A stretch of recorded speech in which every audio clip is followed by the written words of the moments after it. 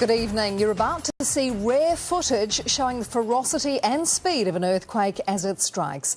One News has the images from a CCTV camera deep inside the Christchurch CBD. The powerful pictures give you an idea of how people reacted in the 24 seconds when the disaster hit on February the 22nd, and how one man in particular was lucky to escape with his life. With more, let's go to Laurelie Mason. Laurelie. Peter, well, with the cordon narrowing every few days, this is probably the closest a lot of the Christchurch public will have ever got to the Christchurch CBD. I'm on the corner of Colombo and St Asaph Streets. As you can see behind me, there's a few people out here taking photos. There's been a steady stream of people all afternoon.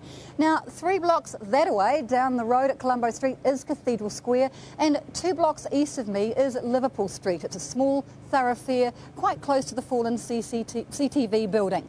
Now, in the street is the family home and the business of Christchurch photographer Stephen Goodenough.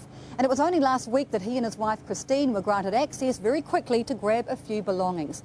On his way back out the door, Stephen grabbed the flash drive to his 2 security cameras, and he was amazed to discover they'd kept filming all the way through the quake. It's a typical street scene in lunchtime Christchurch. Workers out grabbing a bite, some heading to the cafe on the corner of Hereford and Liverpool Street. Then, bang, it starts. They're surprised at first, then people react. Some head to the middle of the street. The cafe crumbles, flinging debris and dust to the ground. It's hard to see. Strangers thrown together at this moment, reaching out to each other. Complete strangers, there you go, puts his arm around them. Out of the dust emerges a man who'd been sheltering by the cafe wall. He walks free. Kind of raises his hand as he comes over the bricks. As he keeps on walking, others soon come into view. As the shaking stops, 24 seconds, it's over. From another angle now, see the cars rocking. Now watch the jogger in red as he dodges the falling bricks and dust, and amazingly just keeps on running. Dramatic CCTV vision. Stephen Goodenough and his wife Christine were amazed to find last week when they finally got into the apartment they own above their photography business. I was pretty dumbstruck, really. I couldn't believe it had recorded it and seen the building actually collapse. Very, very surprised. Yeah. Christine and one of the couple's 2 sons were upstairs when it happened.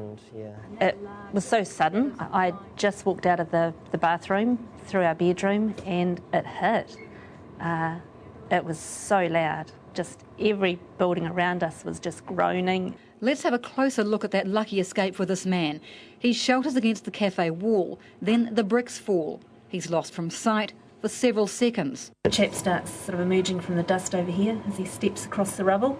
He walks out completely unscathed.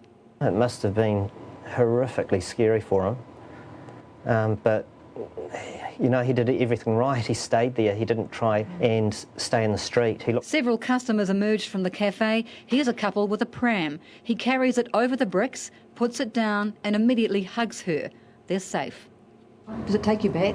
It does, and it makes you wonder if you should have done anything differently, if you could have done more. The couple, still without a home and business premises, say despite their memories of the day, they can't wait to get back into the central city to start again.